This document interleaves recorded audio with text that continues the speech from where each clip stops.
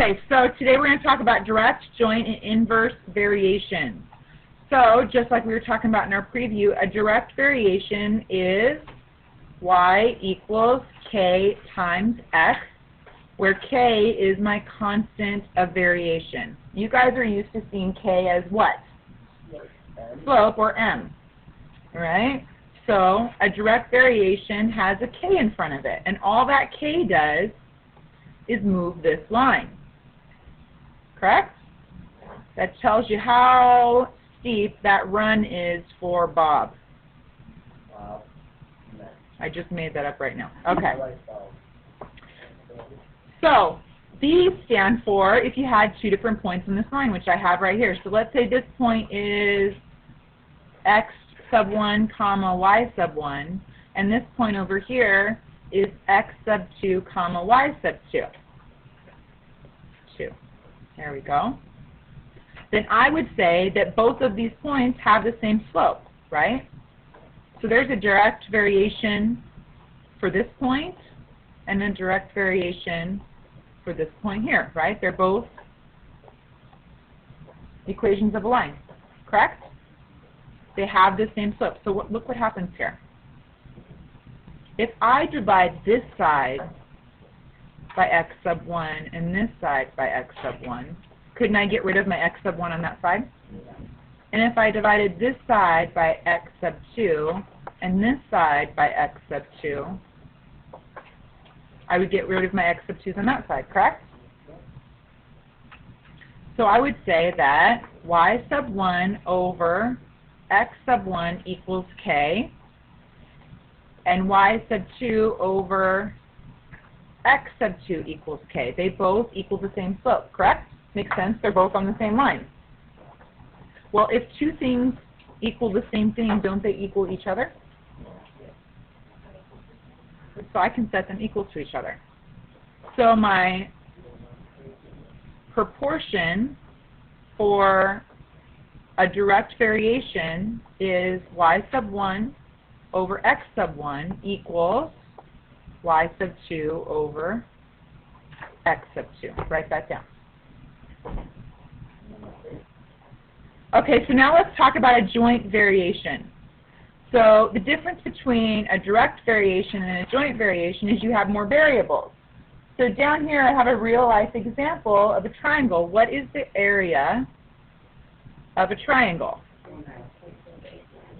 1/2 of the base times the height, or the base times the height cut in half. Right, Bossum? Okay, so do you see that the area is affected by how much the base is and how much the height is? Or to be specific, the product of the two of them affects how big the area of that triangle is, correct? So, same here, I've got y equals a constant times x and z, the product of x and z. So see how we have more? That's why they call it a joint, because there's a joint effort affecting y. Get that? All right, so I'm going to do the same thing as I did with the last one. If we're talking about that x, z, and y sub 1 and x, z, and y sub 2 have the same constant, can't we compare them? So I'm going to divide this side by x sub 1, z sub 1, and this by x sub 1, z sub 1. And over here, I'm going to divide it by x sub 2, z sub 2, and this one by x sub 2, z sub 2. On the right side, they cancel out. And I think this time I don't need to rewrite it, right? They both equal k, therefore they both equal each other.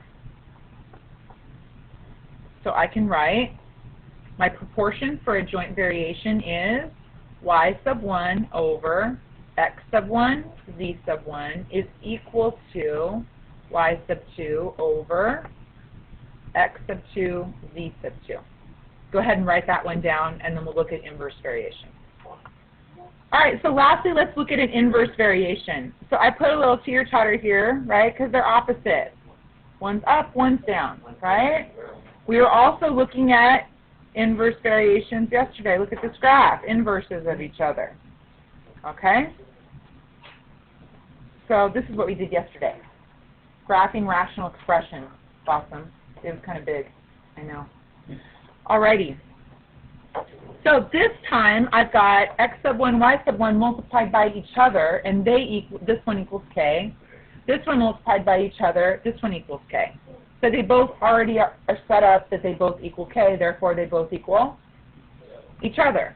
So I could write x sub 1, y sub 1 is equal to x sub 2, y sub 2.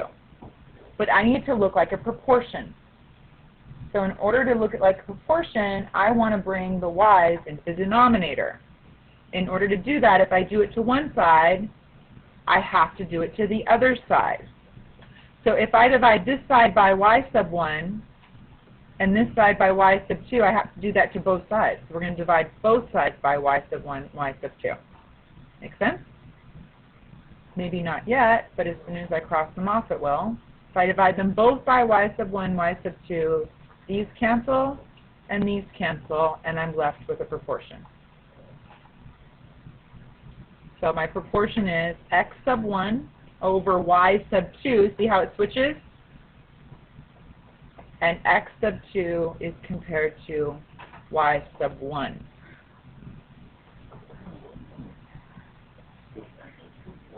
Okay, so pencils down. I'm going to do an example for you. If y, let me change my color here.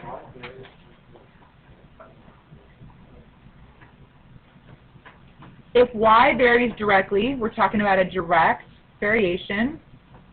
I know direct variation is just straightforward. If y varies directly with x, that's what we're looking at. I'm going to draw myself a proportion and substitute. If y varies directly as x and y equals negative 15, we're talking about negative 15 being in the numerator when x is 5. So when y is negative 15, x is 5. Find y, so I'm looking for y again, that's in the numerator because I've said is y is varying directly with x in that order. Find y when x equals 3. That's how you set it up. Then from there, you guys all know how to solve proportions. So I would cancel the 5 and be left with a 3. There's nothing else I can do with that because I can't cross-cancel across an equal sign, right? So I would just have to cross-multiply at this point. So y equals negative 9. My steps, figure out whether it's direct, joint, or inverse variation. Make sure you've got your equation in mind. Your proportion in mind. Substitute and solve. Questions? Easy setup, right? Okay, you guys try this one. Copy that one down and do this one. I've got it right. Can you see all of it? There you go. Copy it down. Okay, so in this next example,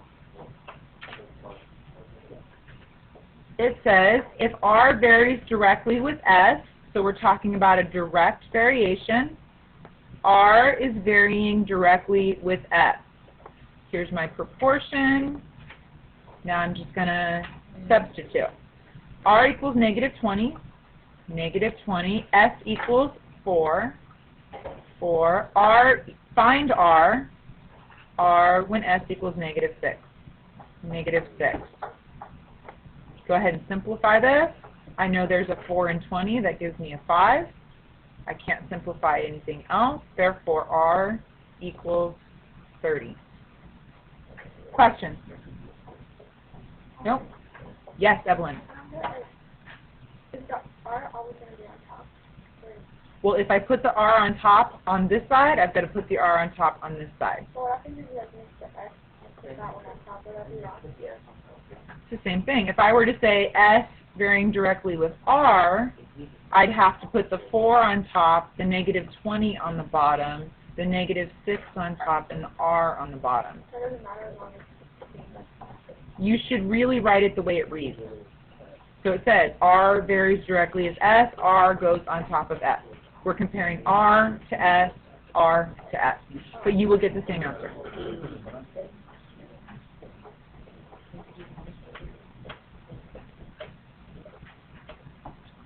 So same answer.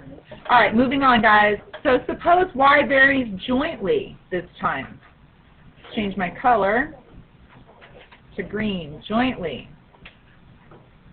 That's this one here, where you're talking about the product, comparing one variable to the product of two variables. Let me use green for this one. Okay, so suppose y varies jointly with x. Y is varying jointly with x and z. So x times z. That's what it's going to look like. So here's my proportion. Find y. So I'm looking for y when x is 10 and z is 5. 10 times 5. If y equals 12 when z equals 8 and x equals 3. 8 times 3. So I'm going to go ahead and rewrite it. Pretty okay with that? I'm going to say y over 10 is 2 times 5 times 5. That's that one. This is 12 is 4 times 3 over 4 times 2 times 3. Watch how nicely this simplifies. My 4's cancel, my 3's cancel, and my 2's cancel. So I'm left with y over 25 equals 1. Therefore, y equals 25.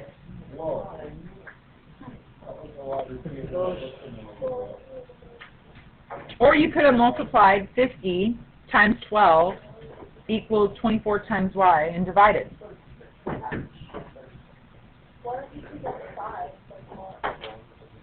10 times 5 is 2 times 5 times 5. See it? And 8 is 4 times 2. I just broke all my numbers down. Just factored them, and that's it. Break it down. Yep. I agree. It makes it easier. Okay, you guys ready to do another one? Copy that one down and do this one. Okay, so here is your answer to the second one. R equals 28.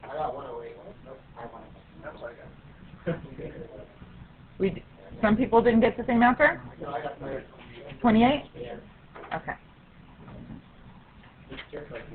I just got the answer. I'm done. Fantastic. Okay, I've got one more to show you guys, and we've only got about 7 minutes to do it. Okay, so pencils down. So this says if R varies inversely. So, guys, inversely. So now we're talking about something a little bit different, right? This is the only one that's kind of funky. Not hard, just tedious, a little bit tricky. Okay, so it says if R varies inversely with T, so we're talking about R varying inversely with T. So here is R sub 1, T sub 1, R sub 2, T sub 2. Actually, I'm going to erase this. This is how we're going to set it up. I'm going to go over here and say, okay, if they're talking about X and Y over here, and we're talking about R and T, I'm going to go in a clockwise fashion to write it, and then when I set it up, I'm going to set it up going in an X fashion. You'll see what I'm saying. All right, so R sub 1, R sub 2, T sub 1, T sub 2. See how I did that in a clockwise motion? All right, so that's the way it should look. Here's my proportion. Now I'm going to fill it in. If R equals -6, when T equals 2, the 2 goes over here, so 1 goes above, 1 goes below, like that teeter-totter, right? Then find R sub 2 when T sub 2 is -7. Again, 1 on the top, 1 across on the bottom. Now I can solve. Can I simplify this at all? No, I can't go across that equal sign, so I just have to, there's nothing I can simplify here. So all I can do is just cross multiply.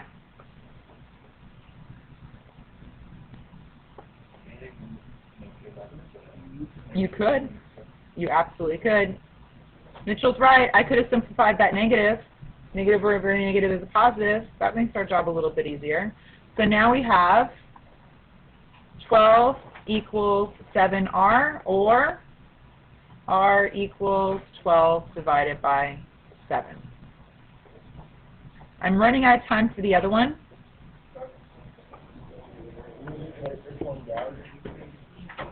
You know what? I'm not going to write it down because I'd really like to get to the next exercise. So go ahead and write this one. I'm going to give you about 2 minutes to write it, and then we'll do our exercise, and the bell's going to ring. So hurry up, guys. Yeah. Okay, so and the answer to this one, if you had it written down, was x equals 8. So now we need to figure out whether this is direct, joint, or inverse variation.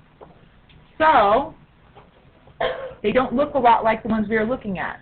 So you kind of have to think about how you would manipulate the variable or the constant. So C equals 12m. Which one do you think that is? Direct. What about this one? Inverse. Good job. Inverse. If you divide both sides by R or by W, right, you would get what W equals, and then it would be like the teeter-totter thing, right? Okay, what about Y equals? Direct. Good. What about this one? You guys are about the best so far. What about this one? Inverse. What about this one?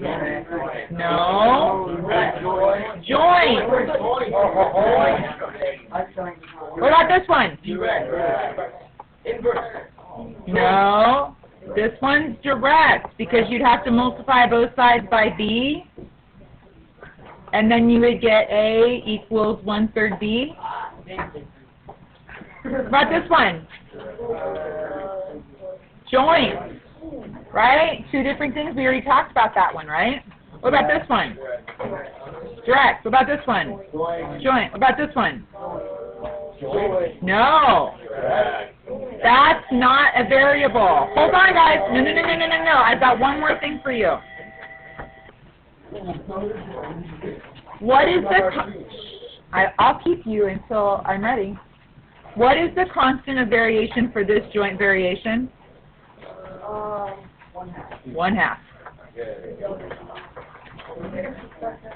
Oh, that's right. I have them. Yes. Good job, guys.